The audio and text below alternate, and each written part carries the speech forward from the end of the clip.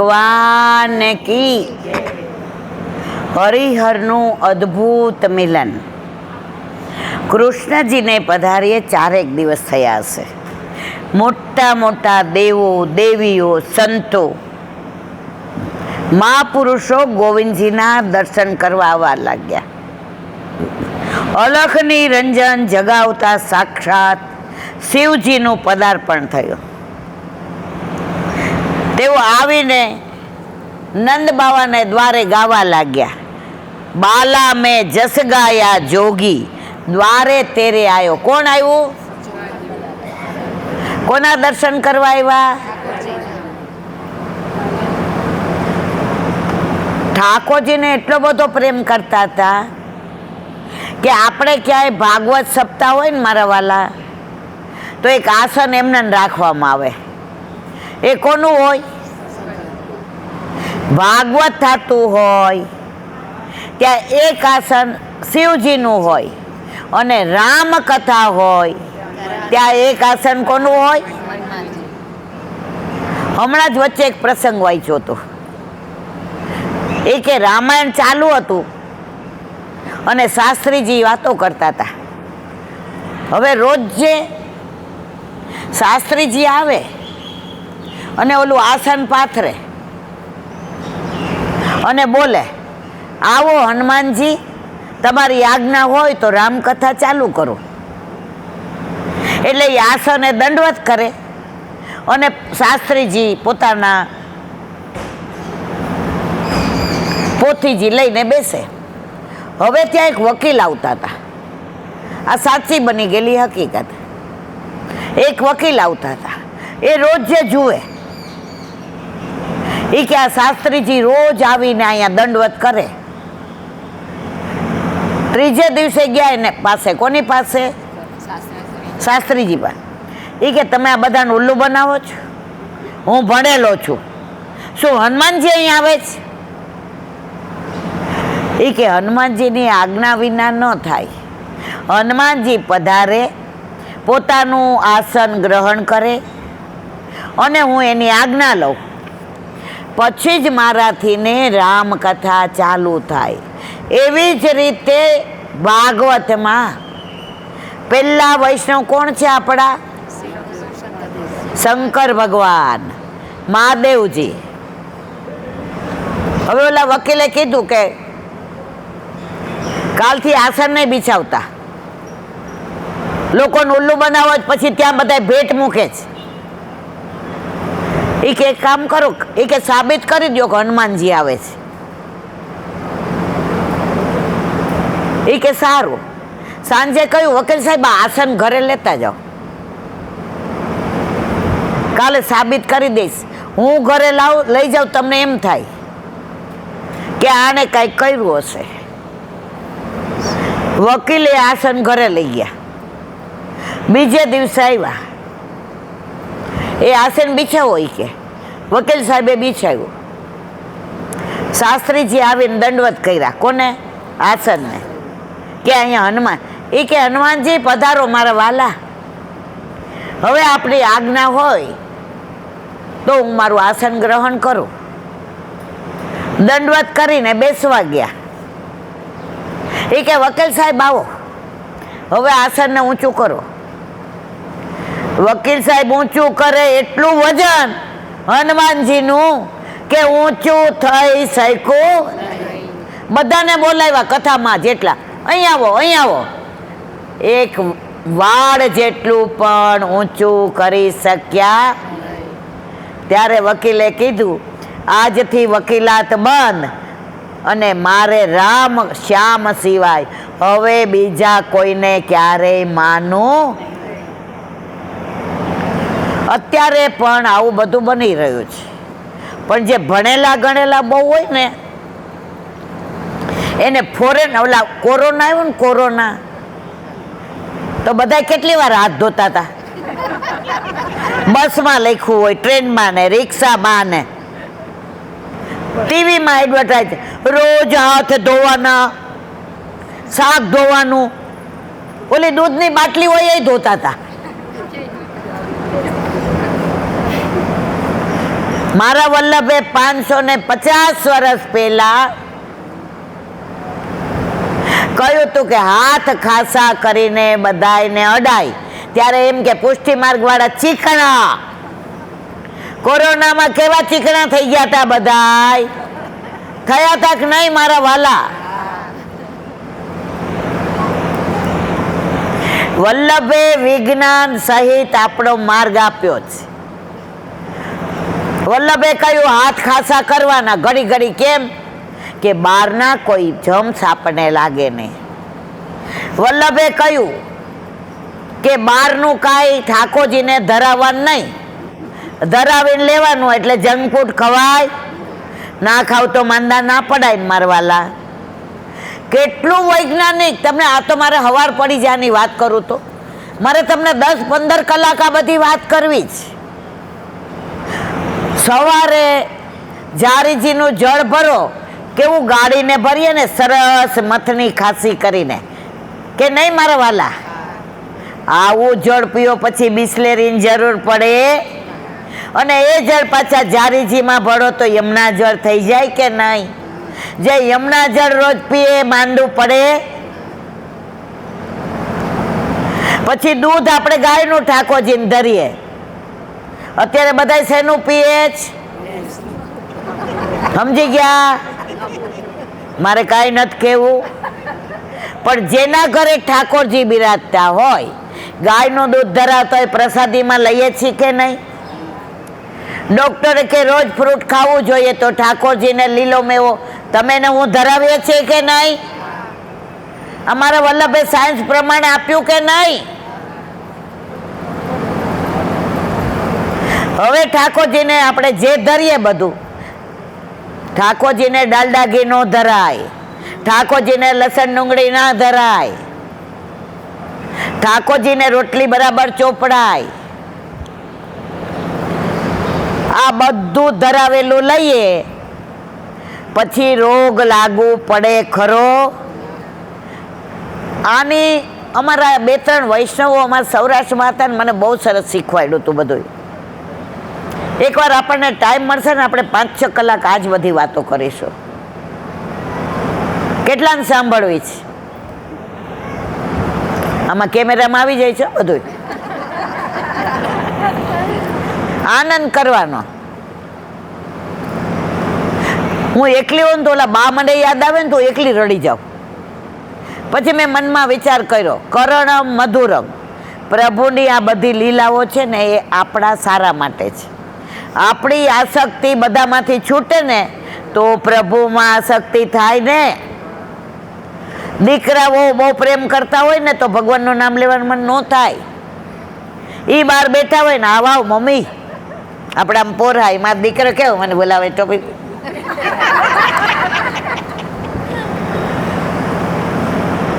પછી પેન્શનમાં સાઈન થઈ જાય એટલે બીજે દિવસે અમારી બાજુમાં સેન્ટ્રલ બેંક, મારી નેની દિવાલે 1-2 તારીખે તો બધા રિક્ષામાં ગાડીમાં બા દાદાના હાથ પકડીને લઈ આવે. હવે શું છે ત્યાં ગરમી બહુ, એટલે અમારી નેની દિવાલે એટલે પાણી ઘણાય માગે. એટલે એ 2-3 દિવસ અમે છે ને માટલું બહાર રાખીએ કે ભાઈ ઠંડામાં અમે જ આપીએ, એઠું ના થવા દઈએ, પણ એ માટલામાંથી દઈએ. એટલે આપણે શું અંદર બધું પછી. તો એક દાદાને મેં કીધું અહીંયા બેસો, બહુ તડકો છે.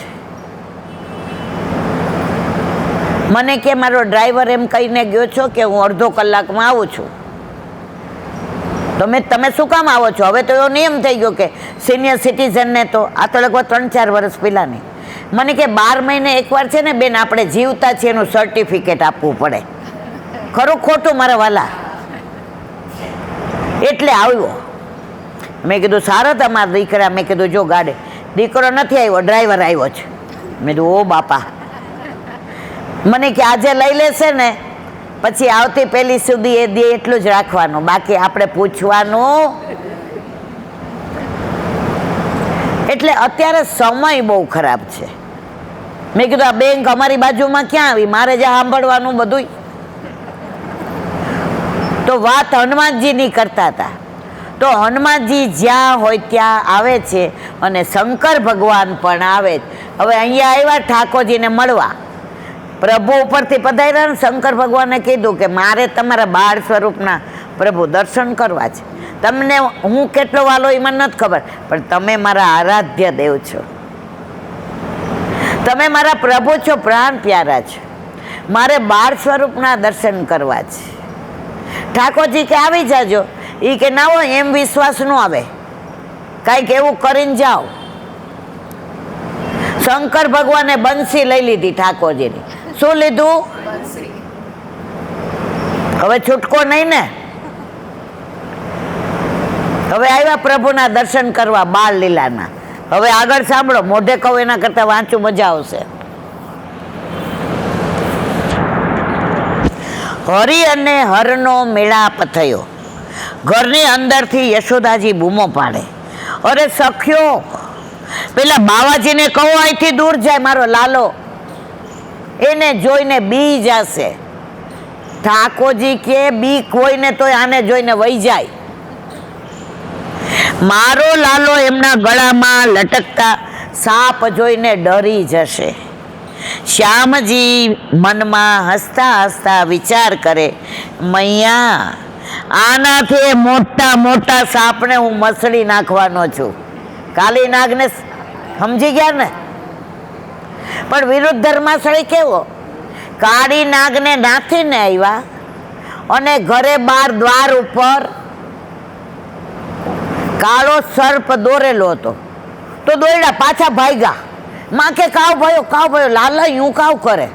એ મૈયા સાપની બીક લાગે છે. સુખદેવજી કે ત્યાં ઓલા કાળા નાગને, કાલીએ નાગને દમીને આવ્યા અને આ ચિત્રથી ડરે છે. પ્રભુની લીલાઓ બધી અદ્ભુત છે. ત્યાં ગોવર્ધન ધારણ કરીને આવ્યા અને માએ કહ્યું લાલા દૂધ અરોગી લે. મોઢે માંડવા ગયા સેજ ગરમ, ઓ માં બહુ ગરમ, માં ઠંડુ કરીને આપ. ત્યાં ઓલા દાવાગ્નિ પીને આવ્યા અને અહીંયા દૂધ ગરમ લાગે છે. ત્યાં ગોવર્ધન ધારણ કરીને આવ્યા અને અહીંયા ઉમરો ઓળંગવો તો એ માં આ ઓળંગાવ ને મને બીક લાગે પડી જવાની. આ કાનોડા સિવાય કોઈની આવી લીલા તમે કોઈ ભગવાનની સાંભળી છે મારા વાલા? श्याम सुंदरवा छोटे छोटे कनवा मेरे घर आया करो बंसी बजाया करो मेरे घर आया करो. તારે ગાવું છે ને? बंसी बजाया करो. બીજું ગા લે.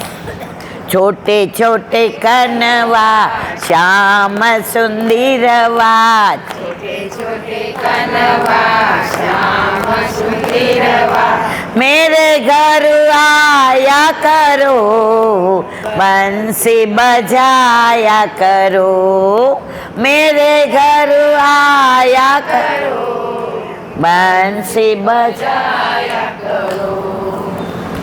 वल्लभाधीश की जय. गिरिराज તમારા ગૌદનની ગાવલડી મારે બનવું છે.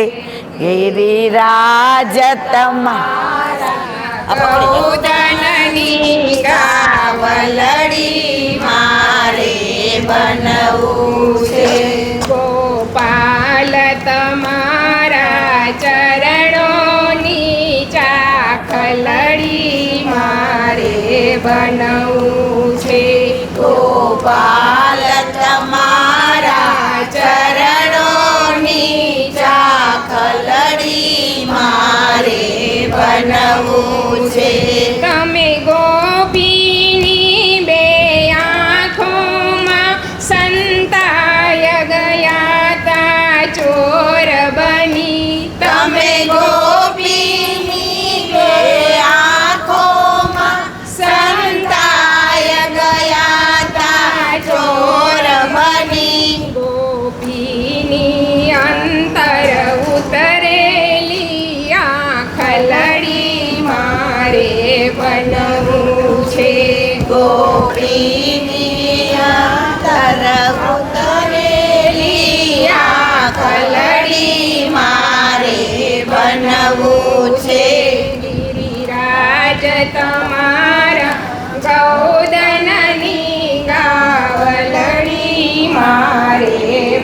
બનવું છે.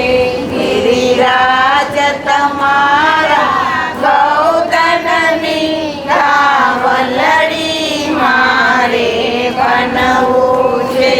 તમે અંગો અંગમાં કમળ સમા જાણે કમલ તલાવડી. તમે અંગોમાં કમળ સમા જાણે કે કમલ તલાવડી. એ કમળની ફૂલ ગુલાબી પાંખલડીઓ મારે બનવું છે. એ કમળની ફૂલ ગુલાબી પાંખલડી મારે બનવું છે. ગિરિરાજ તમારા ગૌધનની ગાવલડી મારે બનવું છે. તમે મોર બનીને નાચો ત્યારે નંદરાણી ફૂલ સમૂહ હસતા. તમે મોર બનીને નાચો ત્યારે નંદરાણી ફૂલ સમૂહ હસતા. પછી રાગ નવા લોપો એવા સલડી મારે બનવું છે. પછી રાગ નવા લોપો એવા સલડી મારે બનવું છે. ગિરિરાજ તમારા ગૌધનની ગાવલડી મારે બનવું છે. કહે શ્રાવણી કહે છે નિત્ય સખા તમ. કહે શ્રાવણી કહે છે નિત્ય સખા તમને રીઝાવું છું ભજવીને. તમને રીઝાવું છું ભજવીને. માખણને મુખથી છીનવીને એ ટીખલડી મારે બનવું છે. માખણને મુખથી છીનવીને ટીખલડી મારે બનવું છે. ગિરિરાજ તમારા ગૌધનની ગાવલડી મારે બનવું છે. ગિરિરાજ તમારા ગૌધનની ગાવલડી મારે બનવું છે. શ્રી વલ્લભાધીશ્વર કી જય. હા, શ્રાવણી હોય એટલે જીજીનું જ હોય. જીજીનું આ વાંચતા હોય ને શ્રાવણીનું આવે એટલે રાજી થઈ જઈએ. શ્રાવણમાં છે ને સરવરિયા હોય,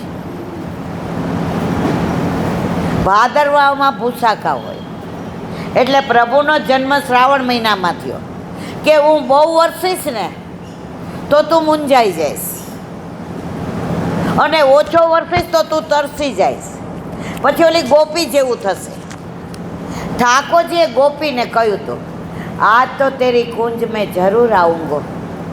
ગોપીએ ઘરે જઈને આસોપાલવના તોરણને, ગુલાબ જળને, સામગ્રીને, માળાજીને, સુગંધીને અને રાહ જોવે પ્રભુને.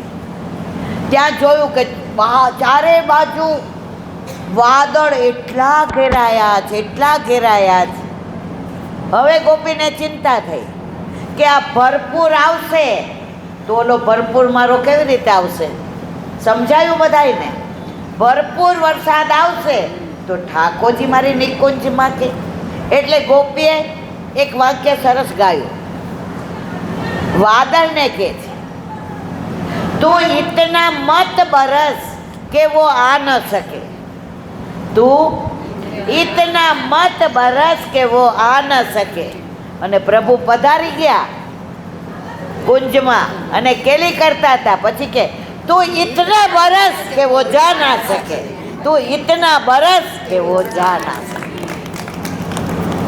એમ આપણા ઘરે પણ પ્રભુ ના પધાર્યા હોય ચાંપીજી તૈયાર હોય, જારીજી, સામગ્રી, ગુંજામાળા, નેવડા, ખંડપાટ, ખીલોના બધું તૈયાર હોય. અને આપણા નણંદ આવીને એમ કે ભાભી તમે કોને પૂછીને પુશ કરાવવા જાઓ છો?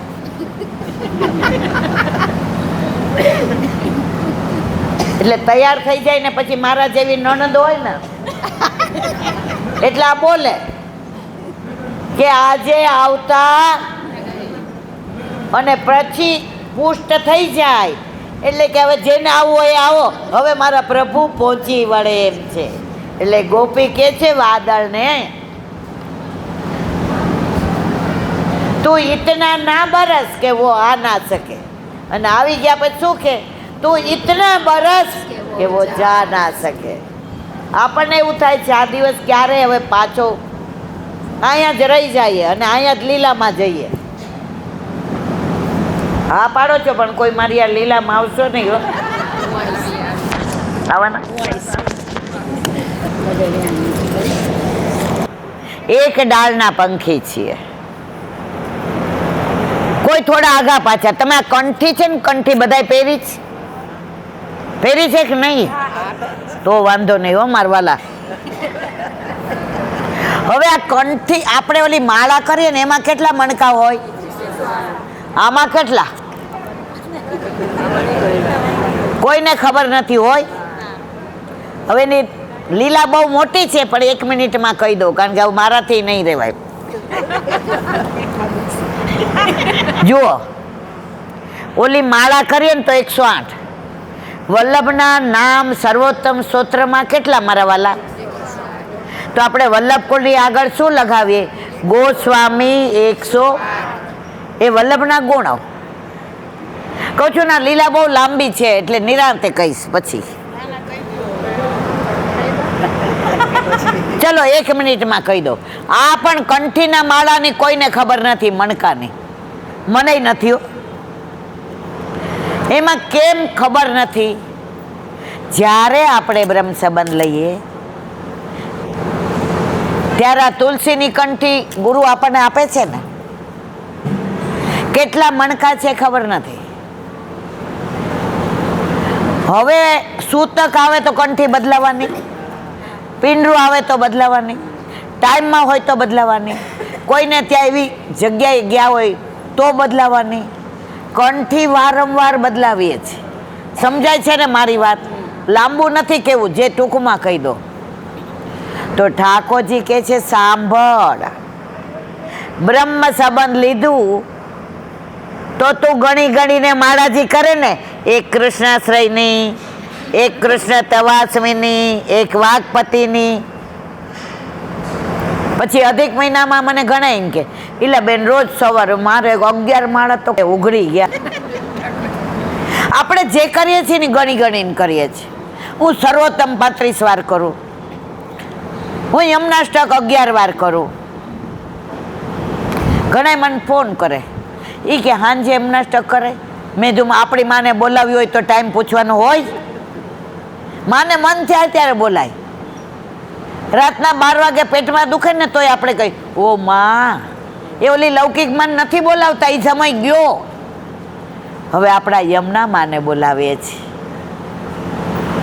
તો આપણને મન થાય ત્યારે માને બોલાવે. હવે આ મણકાની વાત, અરે યાર મારે એક મણકાનું કેવું છે. હવે આ મણકાવાળી માળા આપી તો ઠાકોરજી કે તું ગણી ગણીને પ્રેમ કર, એટલે તું ગણેલું રાખે જ. જો આપણે ઓલી માળા ન બદલાવીએ, મંત્ર, માળા, મૂર્તિ અને ગુરુ ક્યારેય બદલાવાય. પાછળ સંભળાય છે ને બધાને? એ માળા આપણે રાખીએ ને, કોઈ દી ના બદલાવીએ. અને કંઠી કેમ વારંવાર? ઠાકોરજી કે સાંભળ, બ્રહ્મ સંબંધ લઈને તારા ને મારા અલૌકિક વિવાહ થયા તો તે મેં તને આ માળાજી ધારણ કરાવી. હવે હું તારા ઉપર એટલી કૃપા કરું છું, એટલી કૃપા કરું છું કે તું એ યાદ રાખે ને તો તું ઋણમાંથી છૂટી ના શકે, તને ઋણનો ભાર લાગે. એટલે વારંવાર હું તને માળાજી સૂતકમાં બદલાવો, પિંડમાં બદલાવો, કે મારા ઋણ તારે યાદ રાખવાની જરૂર. તું ભલે ગણી ગણીને પ્રેમ કર, પણ હું તો તને અગણિત પ્રેમ કરું છું, એટલે હું તને ગણી ગણીને કાંઈ આપતો ન. પ્રભુ આ બધું આપે છે ગણી ગણી કે લ્યો ઈલાબેન આ સૂર્યનો તાપ 500 ગ્રામ તમારો કે છે એવું? વરસાદ આવે તો એમ કે છે ખાબોચિયામાં નહીં, હું તો નદી સરોવરમાં ખેતરમાં જ કે છે.